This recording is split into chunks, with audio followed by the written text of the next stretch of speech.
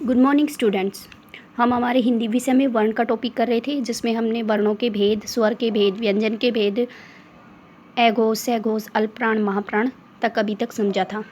अब हम उच्चारण स्थान के आधार पर वर्णों का वर्गीकरण करेंगे। देखिए, उच्चारण स्थान क्या कहलाता है? मुख्य जिस भाग से जो वर्ण बोला जाता है वह भाग उस वर्ण का उच्चारण स्थान कहलाता है। आइए मैं इस तालिका के द्वारा आपको समझाती हूँ। ये है हमारे गले के उच्चारण स्थान।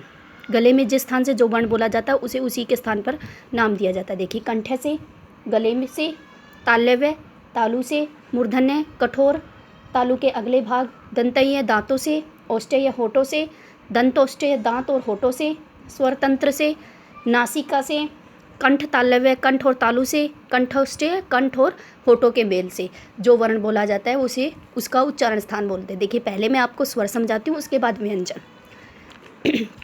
स्वर में पहले हमारे आते हैं ए और आ, उसके और पहले उच्चारण स्थान में पहला स्थान आता है कंठय का। तो इस तरह हम इसको याद कर सकते हैं। पहले नंबर पे आएगा ए आ, उसके बाद विसर्ग इसी उच्चारण स्थान पे आएंगे, उसके बाद ई तालव्य में। तीसरा नंबर स्वर में ऊ का होता है, लेकिन ऊ को बोलते वक्त हमारी होठों की सेप बन रही है, तो इससे हमें ज्ञात हो जाएगा कि ऊ कहाँ से बोला जाता है, औष्ठ्य होठों के द्वारा। री में रे का साउंड ध्वनि आती है। इसी तरह मूर्धन्य को जब हम बोलते हैं इसमें भी रे का साउंड आता है, तो इसको हम ऐसे याद रख सकते हैं, मूर्धन्य और री।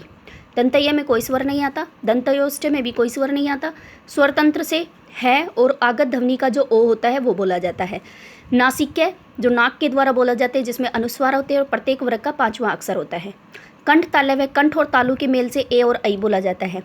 कंठोष्ठ्य और औ, देखो इसको याद करने की एक ट्रिक मैं आपको बताती हूँ। कंठोष्ठ्य में देखिए औ की मात्रा आती है और इधर भी औ है, ये एक ही जाति की है, ओ और औ। तो ये किस में बोले जाएंगे? जिस उच्चारण स्थान में औ की मात्रा आएगी, कंठोष्ठ्य। ठीक है, तो यहाँ पर ओ और औ। कंठ तालव्य ए ऐ। अब व्यंजन समझिए। पहला वर्ग है तो पहले स्थान पर ही, दूसरा वर्ग दूसरे स्थान पर, तीसरा तीसरे पे, चौथा चौथे पे और पांचवा पांचवे पे।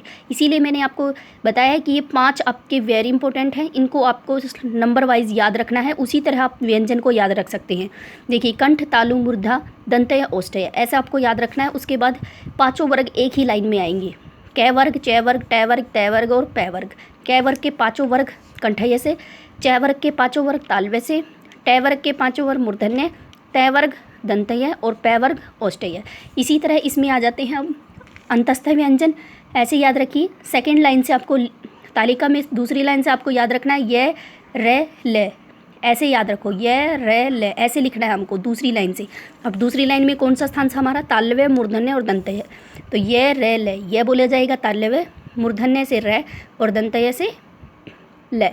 ऐसी इसी तरह से तीनों से को हम ऐसे जचा लेंगे लाइन में, सीक्वेंस से, और ऐसे ही इनका उच्चारण स्थान होगा, तालव्य, मूर्धन्य, दंतय, से।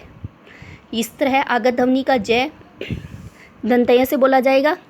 उसके बाद वै को देखिए, जब बोलते वक्त वै हम बोल रहे हैं तो हमारे दांत और होठ मिल रहे हैं, इसीलिए इसका उच्चारण स्थान दंतोष्ठ्य, दांत और होठों के मेल से लिखा गया है। वै और फै, आगत ध्वनि का जो नुक्ता के साथ जो फै आता है वो दंतय औष्ठ्य से बोला जाता है।